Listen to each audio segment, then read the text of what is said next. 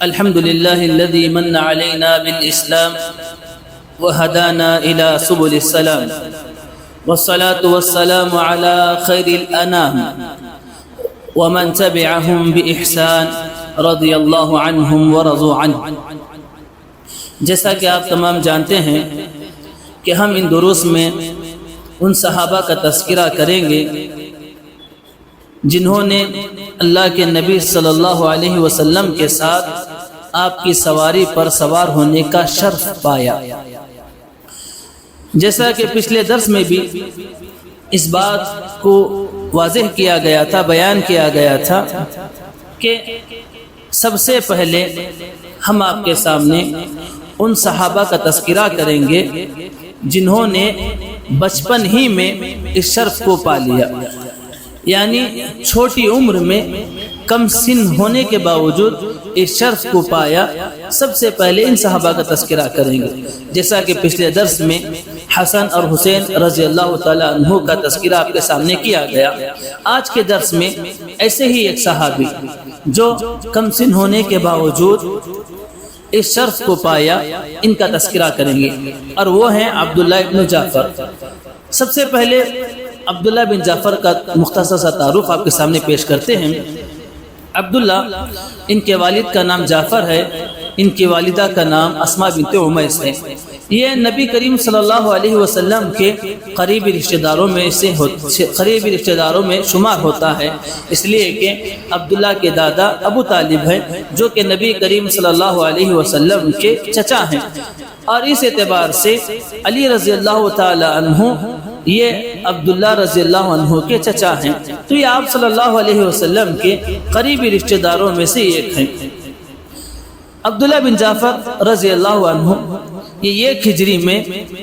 حبشہ کی زمین میں حالت اسلام میں پیدا ہونے والے سب سے پہلے صحابی ہیں، یعنی نبی کریم صلی اللہ علیہ وسلم کے حکم سے صحابہ مکہ سے حبشہ کی طرف ہجرت کیے، تو ہجرت کے بعد حبشہ کی زمین میں سب سے پہلے حالت اسلام میں جو صحابی پیدا ہوئے وہ یہی عبداللہ بن جعفر رضی اللہ تعالی عنہ تھے۔ عبداللہ بن جعفر، ان کے والد جعفر کی شہادت کے بعد نبی کریم صلی اللہ علیہ وسلم کی زیر پرورش میں نشو نما پائے، آپ صلی اللہ علیہ وسلم کی زیر تربیت میں وہ رہے، جب اس وقت ان کی عمر 8 سال کی تھی۔ عبداللہ بن جعفر یہ بنو ہاشم کے آخری وہ شخص ہیں جنہوں نے نبی کریم صلی اللہ علیہ وسلم کی صحبت پائی اور آپ صلی اللہ علیہ وسلم کو دیکھا۔ اسی طرح عبداللہ بن جعفر رضی اللہ تعالیٰ عنہ سے 13 حدیثیں مروی ہیں، اور یہ 80 سال کی عمر میں 80 ہجری کو وفات پائے۔ عبداللہ بن جعفر رضی اللہ تعالیٰ عنہ کی بے شمار خصوصیتیں ہیں، ان میں سے ایک خصوصیت یہ ہے جو کہ بڑی اہم خصوصیت ہے کہ نبی کریم صلی اللہ علیہ وسلم نے فرمایا، عبداللہ یہ میری خلقت اور میرے اخلاق میں مشابہت رکھتا ہے۔ آپ صلی اللہ علیہ وسلم نے اس بات کی طرف اشارہ کیا کہ عبداللہ یہ میری حیت اور میری چال، میری شکل و صورت اور میرے اخلاق میں مشابہت رکھتا ہے، وہ میری طرح ہے۔ یہ بہت بڑی خصوصیت ہے جو اللہ کے نبی صلی اللہ علیہ وسلم نے بیان فرمائی کہ اللہ کے نبی صلی اللہ علیہ وسلم کی شکل و صورت، آپ صلی اللہ علیہ وسلم کے اخلاق میں مشابہت کرنا یہ کوئی معمولی بات نہیں۔ اسی طرح اور ایک جگہ اللہ کے نبی صلی اللہ علیہ وسلم نے کہا، انا ولیہم فی الدنیا والآخرہ، میں ان کا ولی ہوں دنیا میں بھی اور آخرت میں بھی۔ تو عبداللہ رضی اللہ تعالیٰ عنہ کی جہاں بے شمار خصوصیات ہیں، ان میں سے ایک یہ بھی تھے کہ عبداللہ بن جعفر رضی اللہ تعالیٰ عنہ عبادتوں میں اور قرأت قرآن میں بڑے مشہور و معروف تھے، کثرت سے عبادت کرنے والے تھے، اور بالخصوص سخاوت کے بہت زیادہ سخاوت کیا کرتے تھے۔ آپ کی سخاوت کے بہت چرچے تھے، حتیٰ کہ آپ کے بارے میں کہا گیا انہ لم یکن فی الاسلام من هو اکرم واکثر جودا منہ، کہا کہ حالت اسلام میں آپ سے بڑھ کر کوئی سخاوت نہیں کی، آپ سے بڑھ کر کسی سخی کو نہیں دیکھا، حتیٰ کہ آپ کو بحر الجود کا لقب دیا گیا، یعنی آپ کے پاس بے شمار دولت ہے اور آپ جو ہے اسے بے تحاشا خرچ کرتے ہیں۔ آپ کے لیے آپ کی بے شمار یہ خصوصیتیں بیان کی گئی ہیں۔ انہیں خصوصیتوں میں سے یہ خصوصیت یہ بھی تھی کہ وہ آپ صلی اللہ علیہ وسلم کے ساتھ آپ کی سواری پر سوار ہونے کا شرف انہیں حاصل ہوا۔ بہت ساری خصوصیتیں عبداللہ بن جعفر رضی اللہ تعالیٰ عنہ کے اندر تھی۔ انہی خصوصیتوں میں سے یہ خصوصیت انہیں یہ بھی ملی، ایک شرف انہیں یہ بھی حاصل ہوا کہ وہ آپ صلی اللہ علیہ وسلم کے ساتھ آپ کی سواری پر سوار ہوئے، جیسا کہ صحیح مسلم کی حدیث ہے۔ عبداللہ بن جعفر رضی اللہ تعالیٰ عنہ کہتے ہیں کان رسول اللہ صلی اللہ علیہ وسلم اذا قدم من سفر تلقی بصبیان اہل بیتی، اللہ کے نبی صلی اللہ علیہ وسلم